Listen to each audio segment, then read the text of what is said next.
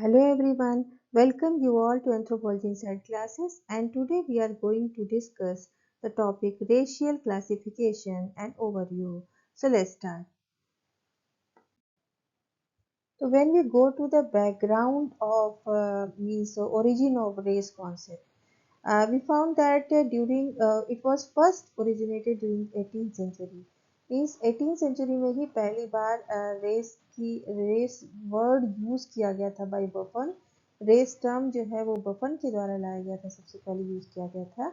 And Linnaeus ने सबसे पहला क्लासिफिकेशन दिया था 1735 में. कार्लस लिनियस ने 1735 में फर्स्ट क्लासिफाई किया था ह्यूमन वेराइटीज को, जैसा कि वो जो भी बायोलॉजिकल डाइवर्सिटी थी सारे प्लांट एनिमल्स की जिसको उन्होंने डिवाइड किया था, उसी तरह मतलब क्लासिफिकेशन दिया था. सेम पैटर्न में उन्होंने जो है ह्यूमन वेराइटीज को भी क्लासिफाई करने की कोशिश की. और उन्होंने साथ में इसको डिवाइड किया था कि यूरोपियंस, अमेरिकन, एंड जिसमें कि यूरोपियंस को उन्होंने सबसे सुपीरियर रेस माना और ह्यूमन वेराइटी माना, एंड द नीग्रोइड को सबसे इंफीरियर वेराइटी में रखा अकॉर्डिंग टू लिनियस. ठीक है, तो ये ऑलरेडी हम डिस्कस कर चुके हैं पिछले वीडियो में. रेस एंड रेसेस का जो वीडियो ऑलरेडी डिस्कस किया गया है, तो उसमें we have already discuss this point कि 1735 में लिनियस ने कॉन्सेप्ट दिया था. Buffon was the first who use the term race during the 1749.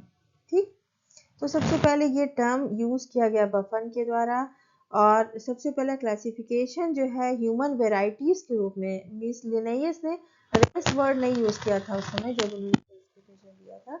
उन्होंने ह्यूमन वेराइटीज को 4 में क्लासिफाई किया था. ठीक है, जिसमें उन्होंने यूरोपियंस को सबसे ऊपर रखा था. तो 18-19 सेंचुरी में मान सकते हैं कि रेस कॉन्सेप्ट की ओरिजिन हुई, और जिसमें कि वो रेसिस्ट अप्रोच से, मतलब उस समय के जो साइंटिस्ट थे, जो भी साइंटिफिक कम्युनिटी थी, वो रेसिस्ट अप्रोच से प्रभावित थी. वो वाइट्स एंड नॉन वाइट में मीन्स पूरी ह्यूमन पॉपुलेशन को बांटने की कोशिश कर रहे थे, जिसमें वाइट्स को उन्होंने सुपीरियर रखा था, और नॉन वाइट्स में जिसमें कि एशियंस एंड अफ्रीकन पॉपुलेशन आती है, उनको उन्होंने जो है इंफीरियर माना. ठीक है, तो नॉन वाइट्स में दूसरी जो भी एशियन एंड अफ्रीकन पॉपुलेशन उसको रखा, एंड वाइट्स में उन्होंने यूरोपियंस एंड अमेरिकन को रखा. ठीक है, तो यूरोपियंस को सबसे ज़्यादा सुपीरियर माना गया. तो इस तरह ओरिजिन हुई टैक्सोनॉमिक मॉडल की. टैक्सोनॉमिक या टाइपोलॉजिकल मॉडल या अप्रोच की बात करते हैं, जिसमें मॉर्फोलॉजिकल कैरेक्टर्स के आधार पर, ठीक है, बांटने की कोशिश की गई. मीन्स जो ऑब्जर्व कैरेक्टरिस्टिक्स हैं, कुछ जो स्किन कलर है उसको देखकर, या हेयर कलर को देखकर, हेयर टाइप को देखकर, आईज के टाइप को देखकर, हेड टाइप को, मतलब कुछ ऑब्जर्व कैरेक्टरिस्टिक्स के आधार पर मॉर्फोलॉजिकल बेसिस पे बांटने की कोशिश की गई. फिर लेटर उन्होंने कुछ metric and non metric characters पे भी, जिसमें कि नॉन मेट्रिक में आपके ऑब्जर्व कैरेक्टरिस्टिक्स ही आ जाते हैं मॉर्फोलॉजिकल बेसिस पे, और मेट्रिक कैरेक्टर्स जिसमें कि हम मेजरमेंट करते हैं, जिसमें कि हेड फॉर्म है उसकी साइज लेते हैं, सिफेलिक इंडेक्स, फिर उसके बाद जो नेजल इंडेक्स लेते हैं, स्टेचर को हम मेट्रिक मीन्स क्राइटेरिया मानते हैं, मीन्स मेजरमेंट करते हैं स्टेचर को, हाइट को. तो इस बेसिस पर भी क्लासिफाई करने की कोशिश की गई. तो 18-19 सेंचुरी में हम मान सकते हैं टैक्सोनॉमिक एंड टाइपोलॉजिकल मॉडल आया. इसमें लिनियस का सबसे पहला क्लासिफिकेशन था, जिनमें उन्होंने ह्यूमन वेराइटीज को 4 में डिवाइड किया: European, American, Negroid and Mongoloid. Then Blumenberg का क्लासिफिकेशन आता है, और फिर उसके बाद जो है फर्दर और भी हुटन के क्लासिफिकेशन आते हैं. ठीक है, तो हुटन, ब्लूमेनबर्ग, इन सब का क्लासिफिकेशन आता है. देन जेनेटिक्स एंड टाइपोलॉजिकल, मतलब ये पॉपुलेशन मॉडल आता है, जो अभी भी टाइपोलॉजिकल मॉडल को ही फॉलो कर रहा था, पर उनमें कुछ मॉडिफिकेशंस की गई थी. ठीक है, तो जो ओल्ड मॉडल था टाइपोलॉजिकल मॉडल या टैक्सोनॉमिक मॉडल, ओल्डेस्ट मॉडल है रेस को डिवाइड करने का, मीन्स ह्यूमन पॉपुलेशंस को डिवाइड करने का. सबसे ओल्डेस्ट मॉडल टाइपोलॉजिकल था. Then comes the genetic and population model, and final model was Klein model, which came in during the 21st century. ठीक है, तो टाइपोलॉजिकल मॉडल में ही कुछ मॉडिफिकेशंस के साथ 20th सेंचुरी में आपका genetic model and population model आता है। पॉपुलेशन मॉडल में कून, गार्ड, ब्रडसेल का पॉपुलेशन मॉडल आता है। जेनेटिक मॉडल में हम इनका हर्शफील्ड एंड हर्शफील्ड का मॉडल देखते हैं, बॉयड का मॉडल देखते हैं।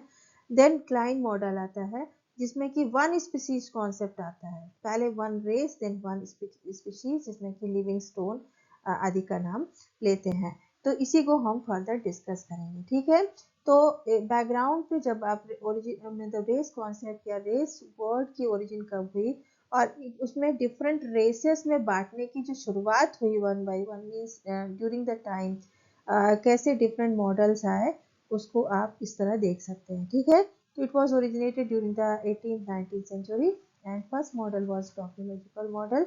Then comes the genetic and population model during the 20th century, and during the 21st century came the Klein model, that is one species model. ठीक है, और 20th सेंचुरी में ही यूनेस्को स्टेटमेंट आया था 1950 में, जिसमें कि बताया गया कि there is only one race, that is human race. ठीक है, और उसी को फॉलो करते हुए क्लाइन मॉडल आया कि एक ही क्लाइन है, और लास्ट में फिर माना गया कि एक ही स्पीशीज है, not only one race, there is only one species, that is homo sapiens. ठीक है, तो one there is one race, that is human race, and one species, that is homo sapiens species. ठीक है, तो Kline model में आ जाते हैं। ठीक है, तो इसको हम फर्दर डिस्कस करेंगे one by one, and we have already discussed मतलब इन मॉडल से रिलेटेड ऑलरेडी हम लोग ने डिस्कस किया है in earlier video, race and racism. Okay, तो overview of class racial classification देख लेते हैं कि different classifications time to time जो दिए गए उसके बैकग्राउंड में जाकर देखते हैं। तो अभी तक हम लोग ने लिनियस की बात की थी कि लिनियस ने पहले ह्यूमन वेराइटीज को 4 में बांटा था, फिर ब्लूमेनबेक आते हैं, ब्लूमेनबेक ने 5 में बांटा। ठीक है, तो ह्यूमन वेराइटीज को इन्होंने 5 में बांटा, जिसमें सबसे पहले इन्होंने कॉकेशियन रखा, फिर Mongolian, Ethiopian, American and Malayan, इन 5 में बांटा। ठीक है, अब कॉकेशियन जो रेस है उसको सबसे सुपीरियर माना according to Blumenbach, but he was not a racist, means वो रेसिस्ट अप्रोच से बिलोंग नहीं करते थे, वो एंटी रेसिस्ट अप्रोच रखते थे। कॉकेशियन को यहाँ पर रखने का उनका मतलब ये नहीं था कि कॉकेशियंस आर सुपीरियर, ठीक है, देन अदर्स। ठीक है, उन्होंने माना कि कॉकेशियन सबसे पहले आए होंगे और उसके बाद फर्दर और भी रेसेस डेवलप हुई होंगी। तो degenerative hypothesis of racial origin दी गई ब्लूमेनबेक के द्वारा। ठीक है, he proposed the degenerative hypothesis of racial origin. ये आपसे क्वेश्चन पूछा जा सकता है कि who proposed the degenerative hypothesis of racial origin? तो it was given by Blumenbach. Blumenbach proposed the degenerative hypothesis of racial origin and assumed that Caucasian as primeval. ठीक है, means they were first जो है Caucasian आए, and then comes the Mongolian, Ethiopian, American and Malian races. Okay, and he was the first who used the term Caucasian for European. तो Europeans के लिए उन्होंने Caucasian word use किया था ब्लूमेनबेक ने। ठीक है, यूरोपियंस के लिए।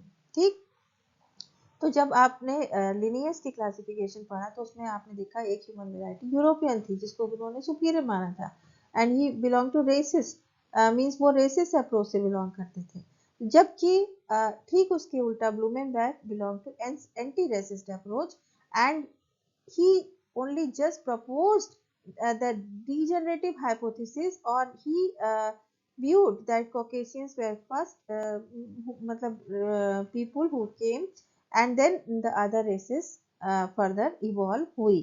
ठीक है, तो इसको डिजेनरेटिव हाइपोथेसिस कहा जाता है, और कॉकेशियन वर्ड को भी सबसे पहले रेस के लिए यूज किया गया था बाय ब्लूमेनबेक। ओके, तो ये सब इनके कॉन्ट्रीब्यूशंस थे, and he establish a 5-part naming system जिसमें कि Caucasian, Mongolian, Ethiopian, American and Malayan आते हैं, जिसमें कि कॉकेशियन वर्ड उन्होंने यूरोपियन के लिए यूज कर लिया और इथियोपियन और मंगोलियन, ठीक है, तो अगर हम आप लिनियस की क्लासिफिकेशन देखें तो उसमें उन्होंने भी यूरोपियंस को रखा था, अमेरिकन को रखा था, मंगोलियन रेस को रखा था और निग्रोइड्स को रखा था। निग्रोइड की जगह यहाँ पर इथियोपियन आ गए हैं एंड मालियन रेस जो है वो कुछ कुछ आपकी मंगोल से बिलोंग करती है। तो इस तरह 5 इन्होंने कर दिया, ठीक है, 5 कर दिया। तो इसको आप रिलेट कर सकते हैं।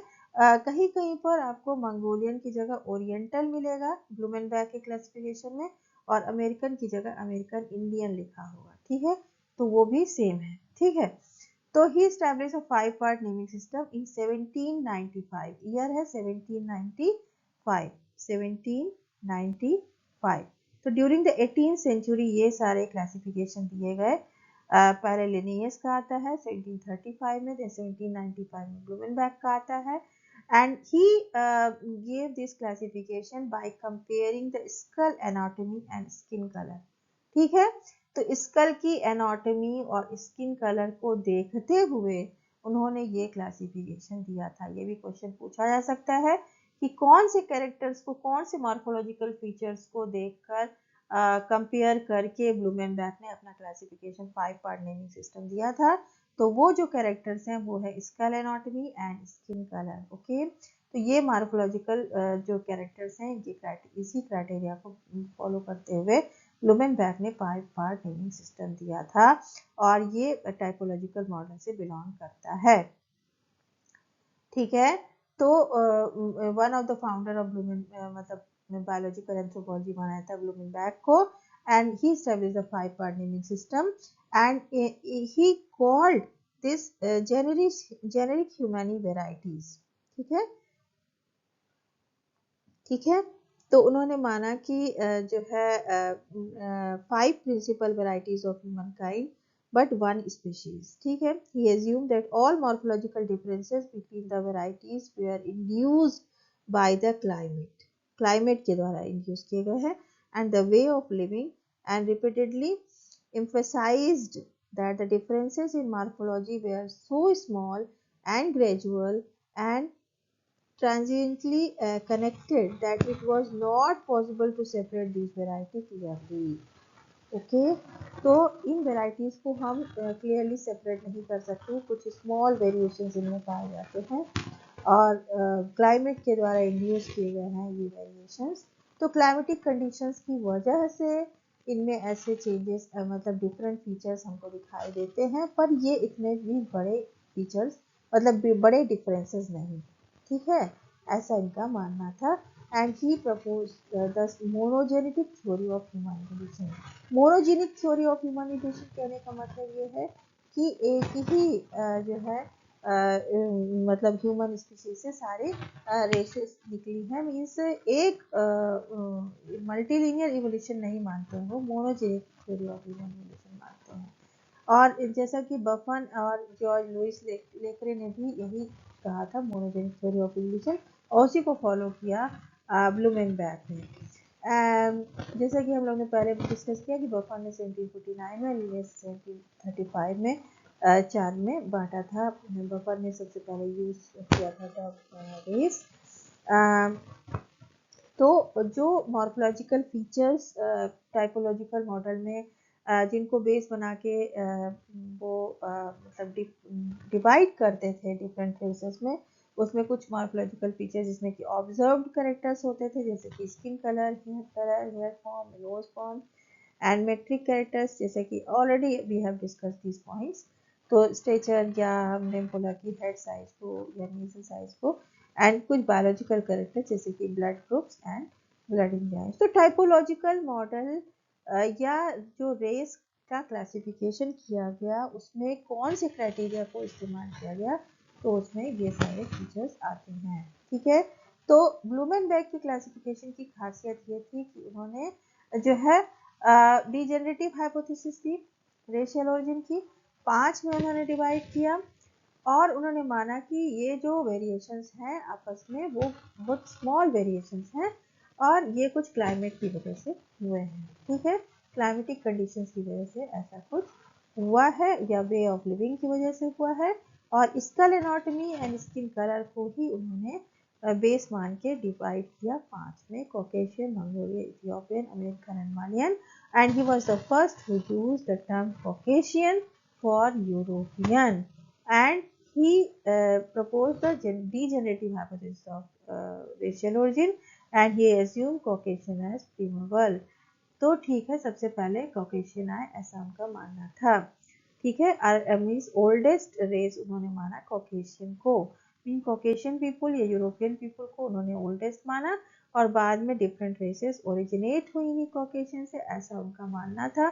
इसी को कहते हैं monogenic theory of human evolution, means one race से ही सारी स्पीशीज आपस में जुड़ी हुई थी और बाद में उनसे ओरिजिनेट हुई, इवॉल्व होती गई, ऐसा मानना था ब्लूमेनबर्ग। ओके, और 1795 में उन्होंने ये क्लासिफिकेशन दिया था। अब चलते हैं नेक्स्ट, जोसेफ डेनिकर।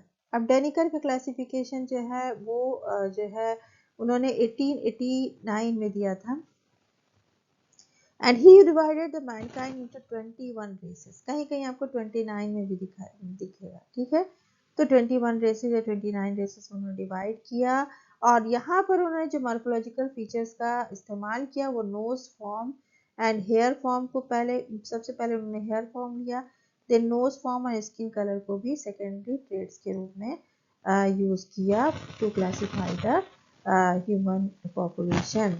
ठीक है, और उन्होंने 21 रेसेस में बांटा। अभी यहाँ पर 6 मतलब उसमें उन्होंने 6 में क्लासिफिकेशन किया है, 6 टाइप्स में, जिसमें पहला टाइप है woolly hair and broad nose का, then second type is curly and woolly hair, third type is wavy brown and black hair, fourth type is wavy fair, wavy और स्ट्रेट हेयर, फेयर स्किन के लिए use किया है term.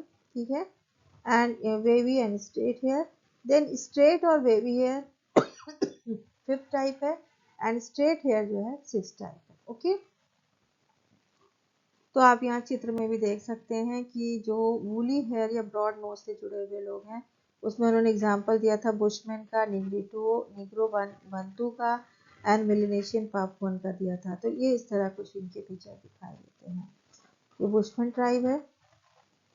ठीक है, अब bushman जो होते हैं येलो स्किन्ड होते हैं। ठीक है, फिर रेडिश ब्राउन जो है निग्रिटो आ गए, निग्रो बंतू आ गए, निग्रो बंतू जो कि ब्लैक कलर के होते हैं मेनली, निग्रो बंतू और टॉल स्टेचर के होते हैं। फिर मेलेनेशियन पॉपुअन आ गए जो कि ब्राउनिश ब्लैक इनके कलर होते हैं। ठीक है, तो इस तरह कुछ हेयर फॉर्म के आधार पर और स्किन कलर के आधार पर, नोज फॉर्म के आधार पर डेनिकर ने क्लासीफाई किया 21 रेसेस में और 29 रेसेस में, एंड 6 मेन टाइप्स बताए, जिसमें कि वूली हेयर एक है, जिसमें कि ब्रॉड नोज होती है, जिसमें कि अफ्रीकन बुशमैन वैरायटी आती है, निग्रिटो आते हैं, निग्रो बंतू आते हैं, एंड द मेलेनेशियन जो पापुअन आइलैंड के लोग हैं वो भी इसमें आते हैं। ठीक है, तो पहला ये हो गया आपका woolly hair and broad nose वाली वैरायटी, जिसमें येलो स्किन में बुशमैन है एंड डार्क स्किन में Bantu, Negrito and Melanesian Papuan है। देन कर्ली और वूली हेयर में सेकेंड वैरायटी उनकी थी, जिसमें कि कर्ली एंड वूली हेयर था, और इसको भी फर्दर उन्होंने 3 में बांटा था, रेडिश ब्राउन में, जिसमें कि नैरो नोज होती है रेडिश ब्राउन वालों की, जो कि इथियोपियंस हैं। देन चॉकलेट ब्राउन कलर के हैं, जिसमें कि ऑस्ट्रेलियन आते हैं, and brownish black and broad and narrow nose दोनों पाई जाती है, जिसमें द्रविडियन आते हैं। तो कर्ली एंड वूली हेयर हो गया ह्यूमन रेस का सेकेंड टाइप। ठीक, अकॉर्डिंग टू डेनिकर। देन जो है ये सारा जो क्लासिफिकेशन उन्होंने दिया था द रेसेस ऑफ मैन, इनकी एक बुक थी, N outline of anthropology and ethnography. ठीक है, द रेसेस ऑफ मैन, इसी में उन्होंने दिया था। देन आता है baby brown and black hair types, और इसमें भी इंडो अफगान एक टाइप मतलब पीपल है जो बिलोंग करते हैं, जिनमें कि brown skin and black hair होती है, नैरो नोज होती है, एंड अरेबियंस आते हैं, और जो है वेस्टर्न यूरोपियन अरब के लोग हैं, या लिटरल यूरोपियन के लोग हैं, वो सब आते हैं दूसरे ग्रुप में, जिसमें कि टॉनी वाइट स्किन होती है। ठीक है, वाइट स्किन होती है, नैरो नोज होती है, और यहाँ पर ब्राउन स्किन थी इंडो अफगान वाले में, और यहाँ पे वाइट स्किन है, थोड़ा यूरोपियन से मिलता जुलता लुक है इनका, तो अरब है, ठीक है। और इसी में यूरोपियंस भी आते हैं, यूरोपियन का भी अरब के साथ ही उन्होंने क्लासिफाई किया है दूसरे ग्रुप को, जिसमें टॉनी वाइट स्किन है, ठीक है। तो ये वेरी देन आते हैं इसमें फिर उन्होंने यूरोपियंस की साथ रखा, ईस्टर्न यूरोपियन, नॉर्दर्न यूरोपियन, ठीक है। Then straight and wavy hair वाले आएंगे, जिसमें कि एनी पीपल है जो कि जापान में रहते हैं, काइटो आइलैंड में, एंड पोलिनेशियंस इंडोनेशियंस को भी स्ट्रेट एंड वेवी हेयर वाली कैटेगरी में रखा। Then straight hair category last category है, जिसमें कि आपके central American, north American, south American, इसमें अमेरिकन आ गए, और मंगोल्स, तुर्की जो पीपल तुर्की के लोग हैं, एस्किमोज हैं, ये सारे कुछ आपको स्ट्रेट हेयर वाली वैरायटी में आ जाते हैं। तो इस तरह हेयर्स के आधार पर हेयर को मेन बेसिस रखा, हेयर फॉर्म को, एंड देन अदर क्राइटेरिया उन्होंने नोज फॉर्म और स्किन कलर को रखा, और इस बेसिस पर उन्होंने 21 रेसेस 29 रेसेस की। लेकिन यहाँ पर उन्होंने 6 वेराइटीज पर फर्दर उसको मॉडिफाई करते हुए सारी रेसेस को उसके अंदर इन्वॉल्व किया, जिसमें वूली हेयर आता है, then curly and woolly hair आता है, baby brown and black hair आता है, बेबी हेयर स्ट्रेट हेयर आता है, straight hair and baby hair and straight hair, ठीक। तो हेयर के रूप में ही ये क्लासीफाई हुआ है, डेनिकर का क्लासिफिकेशन, ठीक है, in his book races of man in 1889, okay.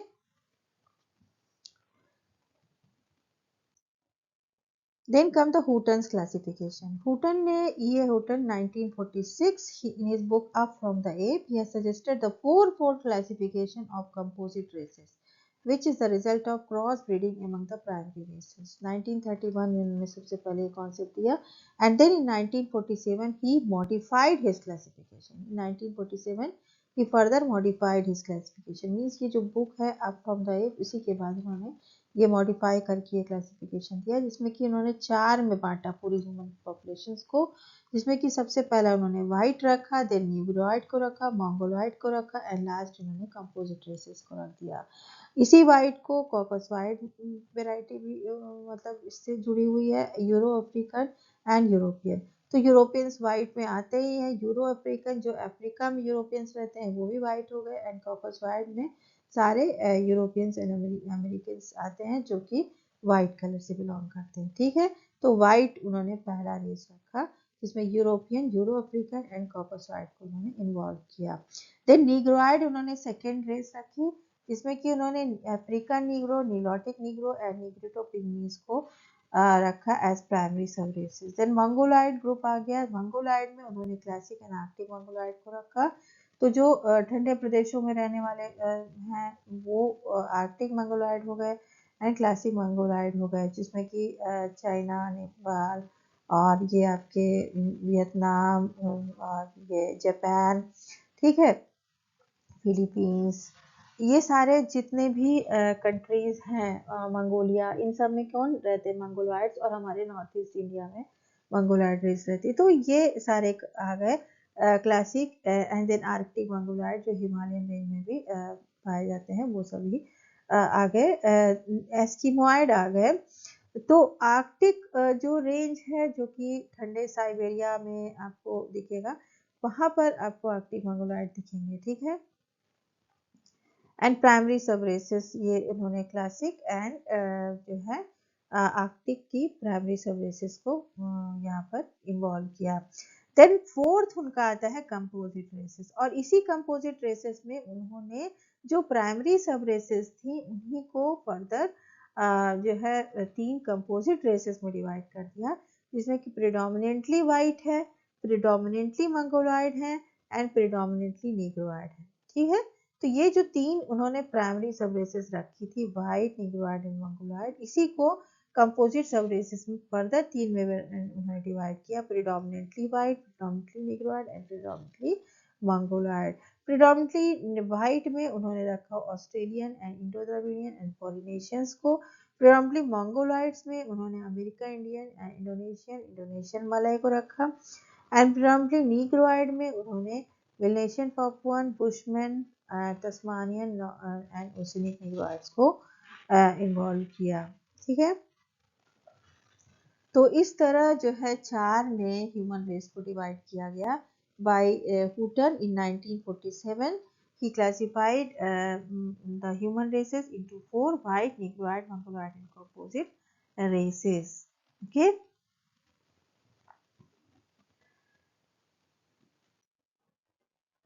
खून गान एंड बर्डसेल के क्लासिफिकेशन आ गया जो कि पॉपुलेशन मॉडल से बिलोंग करते हैं। इनका मानना था कि जो अर्ली पॉपुलेशंस थी उनमें इंटरमिक्सिंग हुई होगी, तो जो इंटरमिक्सिंग हुई जिन पॉपुलेशंस में उनमें हमको सेम जीन पूल मिलता है, सेम जेनेटिक मेकअप मिलता है, सिमिलरिटी इन देयर कैरेक्टरिस्टिक्स दिखाई देती है, एंड जो पॉपुलेशन रिलेटिवली आइसोलेटेड थे उनमें हमको डिफरेंसेस दिखाई देते हैं।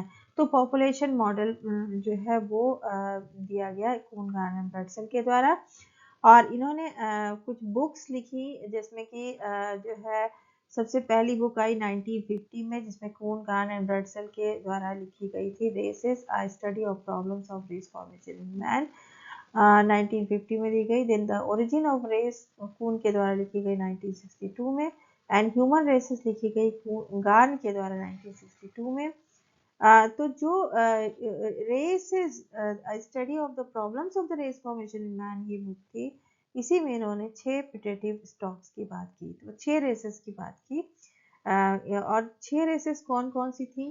जो 3 मेजर रेसेस हैं जैसा कि अर्ली आपको क्लासिफिकेशंस में भी देखने को मिली, कॉकसवाइड, निग्रोइड एंड मंगोलॉइड की देखने को मिली। चौथी यहाँ पर बताई गई प्रीफर की, मतलब कुछ एंथ्रोपोलॉजिस्ट के द्वारा बताई गई कि कुछ ऑस्ट्रेलॉइड ग्रुप्स भी हैं, अमेरिकन इंडियंस एंड पॉलिनेशियंस हैं, और इन्हीं सबको मिलाकर उन्होंने 6 रेसेस का कॉन्सेप्ट दिया in 1950 in their book Races: A Study of Problems of Race Formation in Man. And Negroid, Mongoloid and Caucasoid की 3 मेजर रेसेस, उसके अलावा ऑस्ट्रेलॉइड चौथी रेस जोड़ी गई, अमेरिकन इंडियंस एंड पॉलिनेशियंस ये 2 और जोड़े गए, तो इस तरह 6 हो गए। ठीक है, तो ये इनका कंट्रीब्यूशन था, 6 रेस का कॉन्सेप्ट इन्होंने दिया। ठीक है, जिसमें निग्रोइड, मंगोलॉइड एंड कॉकसवाइड के अलावा ऑस्ट्रेलॉइड, अमेरिकन इंडियन एंड पॉलिनेशियंस। ठीक है, नेक्स्ट जो गार्न ने 1962 में गार्न ने ह्यूमन रेसेस एक बुक लिखी जिसमें कि उन्होंने कॉन्सेप्ट दिया ज्योग्राफिकल रेसेस का, local race and micro races का। ज्योग्राफिकल रेसेस मींस कुछ मतलब सर्टेन स्पेसिफिक ज्योग्राफीज में रहने वाले लोगों को जो आपस में अलग थे, क्योंकि डिफरेंट ज्योग्राफीज में रहने वाले फीचर्स अलग अलग होते, तो ज्योग्राफिकल रेस का कॉन्सेप्ट आया। फिर लोकल कुछ वेराइटीज होती हैं, उन्हीं ज्योग्राफीज में फर्दर वो डिविजन्स करते हैं तो लोकल रेस मिलती है, और उन्हीं लोकल रेस के अंदर फिर फर्दर हम यूनिट्स खोजते हैं तो माइक्रो रेसेस मिलती हैं। तो ये कॉन्सेप्ट दिया गया सबसे पहले गॉर्न के द्वारा इन 1962 in his book Human Races, and Gahn divided the world population into 9 geographical races. तो ज्योग्राफिकल रेस जो डिवाइड किया उन्होंने कितने में डिवाइड किया? 9 में डिवाइड किया। और फिर खून गान एंड बर्डसेल ने एक फाइनल सब डिवीजन किया 30 लोकल रेसेस का। तो 9 ज्योग्राफिकल रेसेस थी, 30 लोकल रेसेस थी, लेकिन बाद में गान ने उसको मॉडिफाई करके 32 लोकल रेसेस किया। ठीक है, 32 लोकल रेसेस किया गया गान के द्वारा, और डॉबजेंस्की ने उसको फर्दर और उसमें ऐड किया 2 और रेसेस, तो 34 रेसेस लोकल रेसेस बना दी। तो 9 तो ज्योग्राफिकल रेस हो गई, 30 लोकल रेस बताई गई थी खून बर्डसेल के द्वारा, जिसमें कि गार ने फर्दर मॉडिफाई करके उसको 32 किया, एंड डॉबजेंस्की ने उसको 34 कर दिया।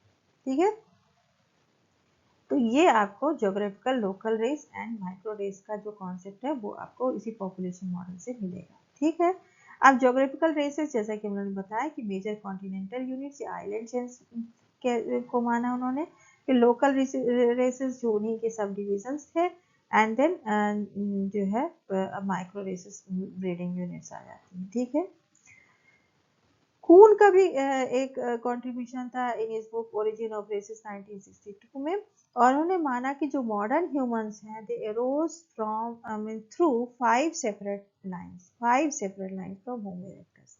तो हम मानते हैं कि होमो इरेक्टस से ही मींस ऑस्ट्रेलोपिथेकस के बाद होमो इरेक्टस आता है होमो ग्रुप में, और जिससे कि होमो सेपियंस का इवोल्यूशन हुआ थ्रू निएंडरथल। ठीक है, तो होमो इरेक्टस के बाद नियंडरथल मैन आते हैं, देन होमो सेपियंस आते हैं। अब उन्होंने मतलब जनरल आपका जो इवोल्यूशनरी अगर लाइन देखेंगे तो होमो इरेक्टस के बाद Neanderthal and then Homo sapiens आता है। जब मीन्स स्पीशीज की बात करेंगे, ठीक है। लेकिन जब कून ने क्या कहा, कून ने इसको रेशियल कॉन्सेप्ट से जोड़कर देखा। उन्होंने माना कि जो होमो इरेक्टस था उससे होमो सेपियंस तक पहुंचने में 5 डिफरेंट रेसेस के रूप में पैरेलल इवोल्यूशन हुआ है। पैरेलल इवोल्यूशन उन्होंने माना, means parallel genetically distinct races की बात करते हैं वो। और वो कहते हैं कि होमो इरेक्टस से डायरेक्ट होमो सेपियंस का नहीं इवोल्यूशन हुआ, बल्कि होमो इरेक्टस से होमो सेपियंस के इवोल्यूशन में जो होमो सेपियंस से 5 डिफरेंट रेसेस के रूप में इवोल्यूशन हुआ, जिसमें कि कॉकसॉइड को रखा, मंगोलॉइड को रखा, ऑस्ट्रेलॉइड, कॉन्गोइड एंड कॉपॉइड को रखा। और ये एक रेसिस्ट अप्रोच था उनका, racist and multilinear human evolution approach था उनका। इनका मीन्स आपके कून का, ठीक है, कून का मल्टीलिनियर इवोल्यूशनरी अप्रोच था, ठीक है। जबकि मोनोजेनिक था आपका ब्लूमेनबर्ग ने, आपको आपने पढ़ा है, मोनोजेनेटिक अप्रोच था। तो कॉकसॉइड से ही वो मान रहे थे कि सबकी ओरिजिन हुई है, और एंटी रेसिस्ट अप्रोच था, जबकि यहाँ पर रेसिस्ट अप्रोच है। और ये मानते हैं कि डिफरेंट रेसेस में पैरेलल इवोल्यूशन हुआ, जेनेटिकली जो डिस्टिंक्ट थे, और डिफरेंट ज्योग्राफीज में डिस्टिंक्ट पैरेलल इवोल्यूशन हुए जेनेटिकली डिस्टिंक्ट रेसेस का। होमो इरेक्टस से लेके होमो सेपियंस तक की जर्नी जो थी, और उसमें कॉकसॉइड, मंगोलॉइड, ऑस्ट्रेलॉइड, कॉन्गोइड एंड जो है कैपॉइड के रूप में उन्होंने बताया, ठीक है। तो वॉशबर्न एंड मॉन्टेग्यू ने इसको क्रिटिसाइज किया, और उन्होंने माना कि human species was a continuous serial progression of the population. Continuous serial progression of the evolution means एक लाइन में सीरियल इवोल्यूशन होता गया है, डिफरेंट रेसेस के रूप में इवोल्यूशन नहीं हुआ है, rather than the 5 parallel genetically distinct races, जैसा कि कून ने प्रपोज किया मॉडल। तो कून का जो मॉडल उसको मॉन्टेगू एंड वॉशबर्न ने क्रिटिसाइज किया, और उन्होंने बताया कि human species was a continuous serial progression of the population, में सीरियल प्रोग्रेशन होता गया, वन बाय वन फर्दर जो है नई स्पीशीज इवॉल्व होती गई, ना कि बजाय इसके कि 5 पैरेलल जेनेटिकली डिस्टिंक्ट रेसेस की बात की गई कून के द्वारा, ठीक है। They observed the primitive adaptive nature of the particular feature, distinguished the 30 racial types। जैसा कि बताया कि कून गार्न बर्टसेल ने पहले 30 racial types की बात की थी, 30 local races की बात की थी, और 30 racial types उन्होंने डिवाइड किया था। और उसमें उन्होंने जो फीचर्स इन्वॉल्व किए थे उसमें कुछ आर्केइक फीचर्स थे और कुछ अडॉप्टिव फीचर्स थे। आर्केइक फीचर्स में tooth and jaw size, skull thickness, brow size, तो ये सारे कुछ मॉर्फोलॉजिकल फीचर्स को देखकर। और adaptation to environment, adaptation to heat and light and cold, ये भी उन्होंने ऐड किया था कि बॉडी बिल्ड को एनवायरनमेंट के प्रति जो अडॉप्टेशन है वो इफेक्ट करता है। डिफरेंट जो बॉडी बिल्ड हमको फिजिक दिखाई देती है वो एक डिफरेंट एनवायरनमेंट में अडाप्टेशन से ही ऐसा कुछ फिजिक या बॉडी बिल्ड होता है। और कुछ स्पेशल सरफेस फीचर्स की बात की, जैसे स्किन कलर है, फ्लैटनेस ऑफ फेस है, हेयर डिस्ट्रीब्यूशन है, हीट, लाइट एंड कोल्ड से प्रभावित होता है, ठीक है। तो इनकी बात की, जो कि बहुत ही डिफिकल्ट था determination of race on this basis, और फाइनली ये क्रिटिसाइज किया गया, ठीक है। तो इस तरह का जो इनका primitive and adoptive nature of particular feature, जिसको उन्होंने ऑब्जर्व किया और उसको बेस बनाकर 30 लोकल रेसेस में डिवाइड किया था, उसको फाइनली क्रिटिसाइज किया गया by the scientist, okay. This was based on the older typological system. और कून बर्टसेल का जो पॉपुलेशन मॉडल था वो टाइपोलॉजिकल मॉडल जो कि ब्लूमेनबर्ग, लिनियस और इनके डेनिकर के द्वारा किया गया था, हुटन के द्वारा, उसी पर बेस्ड था। कुछ बस थोड़ा सा मॉडिफाई किया गया था based on geography and morphology combined with the concept of breeding population, ठीक। तो मॉर्फोलॉजिकल फीचर्स को अभी भी लिया जा रहा है, ज्योग्राफिकल्स को भी लिया जा रहा है, एंड कुछ ब्रीडिंग पॉपुलेशन का कॉन्सेप्ट को ऐड करके इन्होंने ओल्ड टॉपोलॉजिकल मॉडल को ही बेस बनाकर पॉपुलेशन मॉडल दिया था, जिसमें कि उन्होंने 30 रेसेस में डिवाइड किया था। फर्दर इसको 32 रेस बताया घान ने, एंड डॉब्जिन्स्की ने इसको 34 रेस में डिवाइड किया, ठीक है, जिसमें कि 9 जोग्राफिकल रेस थी एंड 32 लोकल रेसेस थी। तो ये हम देख सकते हैं कि जो गान की क्लासिफिकेशन है, गान का 1961 में जो क्लासिफिकेशन आया था उसमें 9 जोग्राफिकल रेस की बात करते हैं, ठीक है, अमेरिंडियन है, पोलिनेशियन है, माइक्रोनेशियन है, मेलनेशियन, पपुअन है, ऑस्ट्रेलियन है, एशियाटिक है, इंडियन है, यूरोपियन है, अफ्रीकन है। ये 9 जोग्राफिकल रेस है, डिफरेंट जोग्राफी से बिलोंग करने वाली। एंड फिर लोकल रेसेस की बात करते हैं, तो इन्हीं जो कॉन्टिनेंट्स और आइलैंड्स के नाम पर जो 9 लोकल रेसेस थी, उन्हीं में फर्दर लोकल रेसेस बनाई गई, जिसमें कि 32 लोकल रेस प्रपोज की गई गान के द्वारा, और फाइनली डॉब्जिन्स्की ने इसको 34 बताया, ठीक। कून ने क्या किया था, कून ने जो है 30 रेस बताई थी, जैसे कि कून एटॉल, जैसे कि कून गान ब्रडसेल 1950 में अपनी बुक रेसेस में उन्होंने 30 रेसेस की बात की थी, ठीक है, तो 30 रेसेस में है, ठीक है। तो ये है कून गान ब्रडसेल का population model. Then come to the genetic model. अब जेनेटिक मॉडल में देखेंगे तो जेनेटिक डेफिनेशन रेस की सबसे पहले डॉब्जिन्स्की ने दी थी, ब्रडसेल ने दी थी, और जब डॉब्जिन्स्की ने बताया कि जो जेनेटिकली आइसोलेटेड मतलब रिप्रोडक्टिवली आइसोलेटेड पॉपुलेशंस जो कि जेनेटिकली डिस्टिंक्ट है वही रेस है। Race is a group of genetically distinct populations which are reproductively isolated, okay. अब यहाँ पर क्लासिफिकेशन की बात करें अगर, तो हर्शफील्ड एंड हर्शफील्ड का क्लासिफिकेशन आता है, सबसे पहले उन्होंने 1919 में दिया। देन ओटेनबर्ग 1925 में इसी को फॉलो करते हुए उन्होंने ओटेनबर्ग ने 6 रेशियल टाइप में डिवाइड किया। हर्शफील्ड ने 3 मेजर रेशियल टाइप में डिवाइड किया था, जिसमें कि European, intermediate and Asio African आते हैं। European, intermediate and Asio African. Ottenberg ने थोड़ा जिसमें मॉडिफिकेशन किया, और ज़्यादातर ये सिमिलर ही था हर्शफील्ड एंड हर्शफील्ड के जो क्लासिफिकेशन था उसी का सिमिलर था ये। 1919 में हर्शफील्ड ने दिया था, एंड देन ओटेनबर्ग 1925 में दिया, जिसमें कि यूरोपियन को एज सच उन्होंने ले लिया, इंटरमीडिएट को भी रख लिया, और एशियो अफ्रीकन की जगह यहाँ पर African south Asiatic word use कर लिया। हुनन, Indo Manchurian and Pacific American, ये 3 नए यूज किए, तो इस तरह 6 हो गए इनमें, ठीक है। तो 6 हो गए, हुनन, Indo Manchurian and Pacific America इन्होंने और ऐड किया, और एफ्रो एशियाटिक को मतलब एफ्रो एशियाटिक वर्ड यूज कर लिया, जिसको कि पहले जो हर्शफील्ड ने एशियो अफ्रीकन यूज किया था, ठीक है। अब हर्शफील्ड की क्लासिफिकेशन की खासियत क्या थी कि इन्होंने blood groups could be used to delineate the biochemical races. ये पहली बार ब्लड ग्रुप्स को इन्वॉल्व करके बायोकेमिकल रेसेस में डिवाइड करने का जो कॉन्सेप्ट था वो हर्शफील्ड के द्वारा ही लाया गया था। तो they carried out the serological test on the large number of soldiers of the different nationalities at the end of first world war. तो 1914 से 18 तक पहला वर्ल्ड वार चला था, और उसके बाद ही 1919 में इन्होंने सीरोलॉजिकल टेस्ट किए तमाम नेशनैलिटीज के जो योद्धा थे, आर्मी मैन थे, उनके ऊपर, एंड फिर उन्होंने पाया कि 3 मेजर रेशियल टाइप पाई इनके आधार पर, सीरोलॉजिकल टेस्टिंग के आधार पर जो ब्लड ग्रुप्स के किया, और उस पर पाया कि European, intermediate and Asio African है। और उनमें उन्होंने 2 हाइपोथेसिस को टेस्ट किया।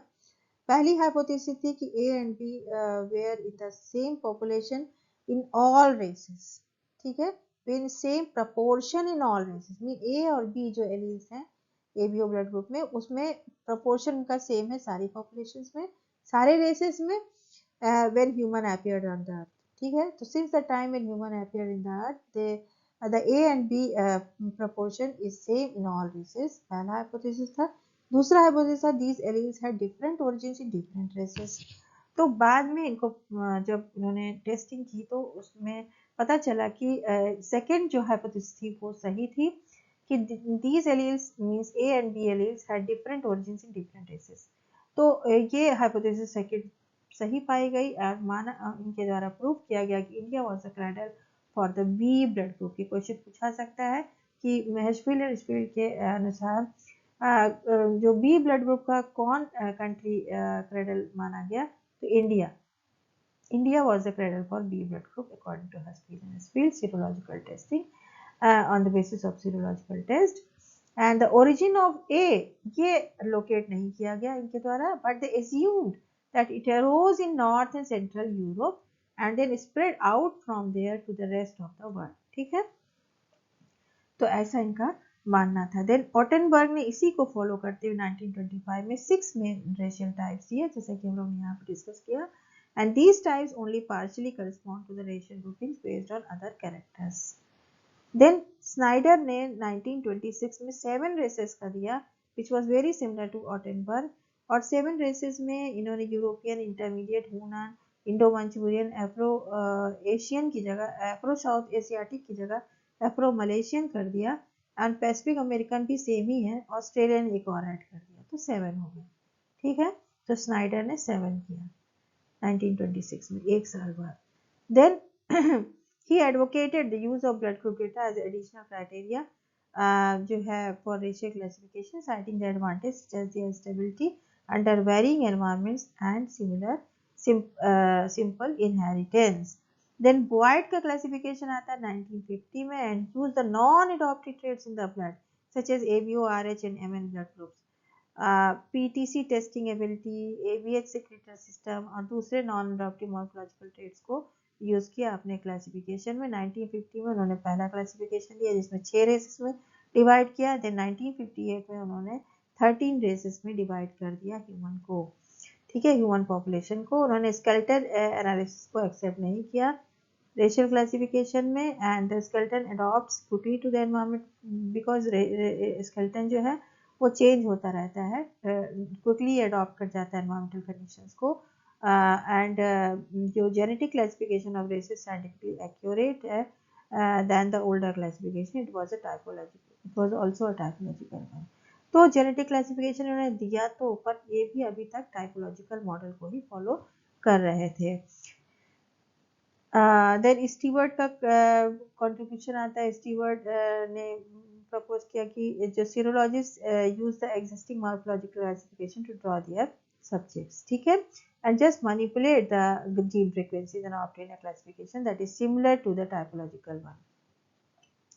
तो स्टीवर्ट का भी यही मानना था कि जो सीरोलॉजिस्ट हैं वो थोड़ा सा बस मैनिपुलेट करते हैं जीन फ्रीक्वेंसीज और इनको, और वो जो टाइपोलॉजिकल मॉडल दिया गया था अर्ली एंथ्रोपोलॉजिस्ट के द्वारा वैसा ही कुछ ये उससे बिलोंग करता है. Then Stanko and Washburn 1951 advocated that genetics and anatomy should be used together in the racial classification. तो ये कुछ आपको जेनेटिक क्लासिफिकेशन से कुछ क्लासिफिकेशन बिलोंग करते हैं, जिसमें हर्शफील्ड और एल्सफील्ड का 1919 का क्लासिफिकेशन. AB ब्लड ग्रुप को उन्होंने सीरोलॉजिकल टेस्टिंग की और उसके बाद पाया कि India was the cadre for the B blood group, while the A का ओरिजिन नहीं मालूम है, फिर भी उन्होंने एज्यूम किया कि it arose in the north and central Europe and then spread out from the rest of the world. Ottenberg then further classified into 6 main races, then Snyder 7 races, and Boyd used the non-adopted traits in the blood group. ठीक है, then ethnic group का concept आया. Ethnic group का concept सबसे पहले Julian Huxley ने इसको propose किया कि रेस जैसा कोई टर्म नहीं होता, रेस जैसा कोई वेरिएशन नहीं होता ह्यूमन पॉपुलेशन में, और हमको एथनिक ग्रुप की बात करनी चाहिए. एथनिक ग्रुप जो होते हैं किसी नेशनैलिटी, लैंग्वेज या सोशल इंस्टीट्यूशन या रिलीजन के आधार पर हम लोगों को डिवाइड करते हैं, उसको हम एथनिक ग्रुप कहते हैं. People having the common language, religion, social institutions and nationality. तो डिफरेंट एथनिक ग्रुप्स होते हैं, डिफरेंट नेशनैलिटीज़ या रिलीजन से बिलोंग करने वाले लोग डिफरेंट एथनिक ग्रुप्स के रूप में डिवाइड किया जा सकते हैं. तो इस तरह इनका मानना है कि जैसा कि अभी तक यूरोपियन, एशियन, अफ्रीकन ये सब वेराइटीज़ की बात हो रही थी, मंगोलाइड्स, ये सारे कुछ क्या हैं, ये एथनिक ग्रुप्स हैं. These are not races because they belong to different nationalities और द रिलीजन्स और द लैंग्वेज. ओके, तो जूलियन हक्सले ने सबसे पहले इसको प्रपोज किया and he assume that it was difficult to use the geological nomenclature for classifying the humans into the groups. Classification of human into the races was simply not a productive endeavor to examine the human variation. And following Huxley in 1865, Deniker in 1900, Huxley and Hudden in 1936, and Montagu in 1942a adopted the term ethnic group as a replacement for race. Race has lots of usefulness for describing the human variability. And further in 1950, UNESCO जो है ने एक statement जारी किया and he suggested the UNESCO statement में ऐसा बताया गया कि use the term ethnic group in the place of race.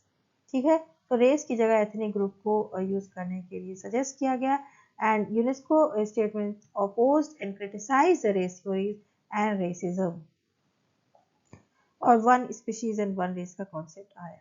ठीक है, तो एथनिक ग्रुप वर्ड यहाँ पर यूज किया गया।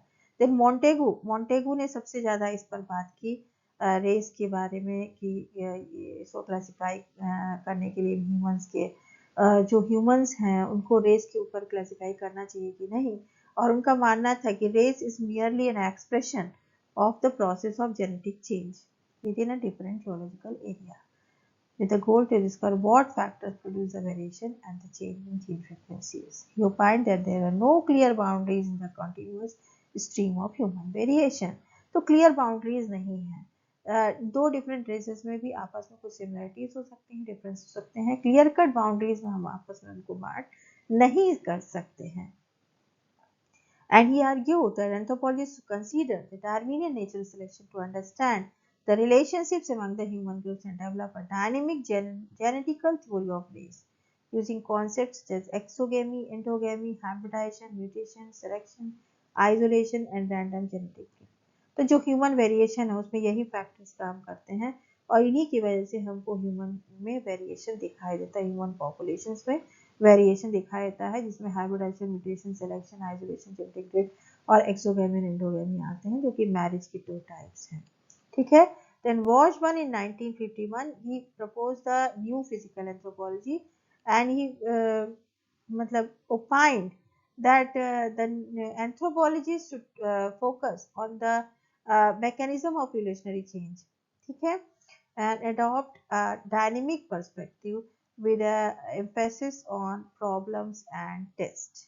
Physical anthropology should change their perspective, जो old perspective था उसको change करना चाहिए and जो anthropology of past था वो static classification होता था, अभी हमको dynamic perspective से सोचना चाहिए, ऐसा मानना था वॉशबर्न का, और उन्होंने न्यू फिजिकल एंथ्रोपोलॉजी को मीन्स फाउंड किया था। He was the founder of new physical anthropology. Okay, then Hulse का जो कंट्रीब्यूशन था 1962 में, उन्होंने अपनी बुक लिखी थी रेसेस एज एपिसोड्स। ठीक है, मतलब और episodes in the evolutionary process, और उन्होंने व्यू किया कि race could be viewed as episodes in the evolutionary. Race जो है वो लगातार चलने वाली मतलब चेंज होने वाले ग्रुप है, ये स्टैटिक नहीं है, they were not static fixed entities but dynamic units that constantly change, और इसीलिए उन्होंने माना this races could be viewed as episodes in the evolutionary process, means लगातार चेंज होने वाले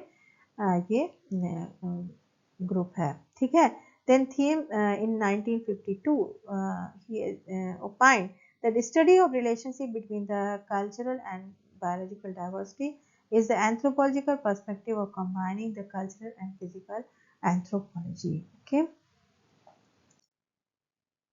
then come the Klein model. अब Klein model आता है 21st century में, तो 1960s and 1970s के समय क्लाइन के द्वारा रेस को हटा दिया गया। ठीक है, race as a unit of study was replaced by clines during the 1960s and 70s। और तो 21st सेंचुरी की हम बात करें तो जो है एंजियर के द्वारा 2000 में माना गया कि there is only one race, the human race, and finally it was updated that there is no human race, only the human species, that is Homo sapiens, and all human beings belong to a single species because they can interbreed and produce the fertile offsprings. तो at the turn of 21st century जो scientist थे NIH के national institute of health USA के, उन्होंने announce किया कि they had put together a draft of entire sequence of human genome, and it was proposed that there is only one human species, that is Homo sapiens, and all the humans of all around the world belong to the single species of Homo sapiens. ठीक है, तो race का concept खत्म हो गया, incline model आ गया, और देन सिंगल स्पीशीज का मॉडल आ गया 21st सेंचुरी आते आते। तो 20th सेंचुरी तक ये सारा कुछ चल रहा था, जेनेटिक मॉडल, क्लाइन मॉडल, मतलब ये पॉपुलेशन मॉडल।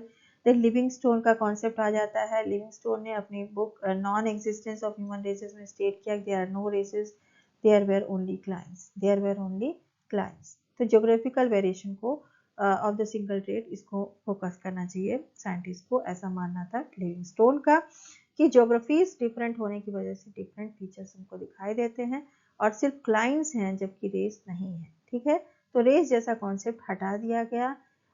देन मोंटेगू ने माना कि one should study a population diversity, observe variation and then compare it to the other population. Race was an ambiguous, overused and very loaded term that should be dropped from the scientific literature. ऐसा माना गया bye Montagu कि इसको हटा ही देना चाहिए scientific literature से, since it continued to mix the biology, culture, intelligence, personality and nations together. इसमें सारी चीज़ों को ये मिक्स कर दिया जाता है रेस में, इसलिए इसको हटा देना ही ठीक होगा। Then Brace in 1964 advocated for the study of individual traits, their distribution and selective pressures modifying them. Stated that races and even populations were not adequate for the study of human diversity. ठीक है, तो इस तरह Kline model आ गया and single species model आ गया during 21st century and one of the scientists engineer in 2000 proposed there is only one race, the human race, and finally he proposed that there is only one species, Homo sapiens, and all human beings belong to a single species, that is Homo sapiens. Here are some books written by a different anthropologists, जिसमें कि एंजियर का book है do races differ not really, then Boyd का genetics and the races of man 1950, genetics and the races of man 1958 में further उन्होंने लिखा, then Brace का on the race concept, Buettner Janusch का ओरिजिन ऑफ मैन, कून का origin of races, Coon Garn Birdsell का है races, then Dobzhansky, genetics and the origin of species, race concept in biology, genetic structure of the natural population, on species and races of living and fossil man, ये 1944 में लिखी गई थी ये book. इसी में उन्होंने जेनेटिक डेफिनेशन ऑफ रेस भी दिया था इसी में। देन 1970 में भी एक बुक लिखी, genetics of the evolutionary process. Then reading on race Garn के द्वारा लिखा गया, ह्यूमन रेसेस गान के द्वारा लिखा गया, कून एंड गान ने on the number of races of mankind लिखा। देन हैरिसन एट ऑल के द्वारा ह्यूमन बायोलॉजी एक बुक आई थी 1990 में। देन हर्शफील्ड एंड हर्शफील्ड के द्वारा serological differences between the blood of different races आई बुक। हुटन के द्वारा मेथड्स ऑफ रेशियल एनालिसिस आई। हल्स के द्वारा race as an evolutionary episode आया। देन हल्स के द्वारा ह्यूमन स्पीशीज एक बुक और आई। हक्सले के द्वारा on the methods of results of ethnology, तो हक्सले ने प्रपोज किया था एथनिक ग्रुप, तो यहाँ पर आया। देन हैडन एंड हक्सले ने 1936 में बी यूरोपियंस लिखा। देन लिविंगस्टोन ने on the non existence of human race लिखा, जिसमें कि उन्होंने बोला कि there is only single race, no human race, there is only cline, बताया लिविंगस्टोन ने। और ये इनकी बुक थी non existence of human race, there is no human race बताया। ठीक है, देन मेयर ने बायोलॉजिकल मीनिंग ऑफ स्पीशीज बताई, जो स्पेशिएशन जो कॉन्सेप्ट था मेयर ने ही दिया था। देन मॉन्टेगू ने जेनेटिक थ्योरी ऑफ रेस दिया। मॉन्टेगू ने मैंस मोस्ट डेंजरस मिथ लिखी। देन मॉन्टेगू की बुक थी on the race ethnic group in anthropology. Then on being human being की बुक है and the concept of race इनका ही है। ठीक है, तो ये सारे कंट्रीब्यूशन हो गए मॉन्टेगू के। देन एशले मॉन्टेगू के। देन स्नाइडर आते हैं जो कि ह्यूमन ब्लड ग्रुप्स पे लिखते हैं बुक। ठीक है, मीन्स हर्शफील्ड एंड हर्शफील्ड का आता है, उटनबर्ग का आता है, देन स्नाइडर का आता है कंट्रीब्यूशन ब्लड ग्रुप पे। देन स्टीवर्ट आते हैं, साइंटिफिक रिस्पॉन्सिबिलिटी बुक लिखते हैं, and objectivity in the race classification लिखते हैं। देन टेम्पलेटन आते हैं जो कि ह्यूमन रेसेस बुक लिखते हैं। देन थीम आते हैं, then the population as a unit of study लिखते हैं। यूनेस्को स्टेटमेंट 1956 में आई, the race question in modern science 1950 में प्रपोज किया गया, and it was published in the form of a statement 1956. Then Washburn 1951 में the new physical anthropology इन्होंने जो है propose किया। Okay, here is a question, match the list 1 with list 2. It was asked in August 2024. W.C. Boyd, Theodore Dobzhansky, Husfield and ओजा से, ठीक है। अब इसको आपको यहाँ पर मैच कराना है। तो बॉयड को आपने देखा है कि नॉन अडॉप्टिव फीचर जो है उन्होंने यूज़ किया था रेशियल क्लासिफिकेशन में, तो use the non adoptive criteria हो जाएगा। देन डॉजेंस्की ने जेनेटिक डेफिनेशन ऑफ रेस दिया था, तो थर्ड हो जाएगा। देन हेचफील्ड एंड एचफील्ड ने एबीओ ब्लड ग्रुप को प्रपोज किया था रेशियल क्लासिफिकेशन में, एंड उजेसिक ने ग्रोथ एंड न्यूट्रिशन पर काम किया था, ठीक है। तो ये सारा क्लासिफिकेशन होगा। ए का हो जाएगा जो है 4, ए का 4 दो जगह है। देन बी का देख लेते हैं डॉबजेंस की जिनकी की थर्ड, बी का 3 भी दो जगह है। देन सी देख लेते हैं एशफील्ड एशफील्ड का हो जाएगा आपका ये ओएबीओ ब्लड ग्रुप, तो सेकंड, सी पे सेकंड, फोर्थ ऑप्शन करेक्ट है, ठीक है। Fourth option is right, correct answer. So this was all about this lecture. Meet you in next video. Thank you very much.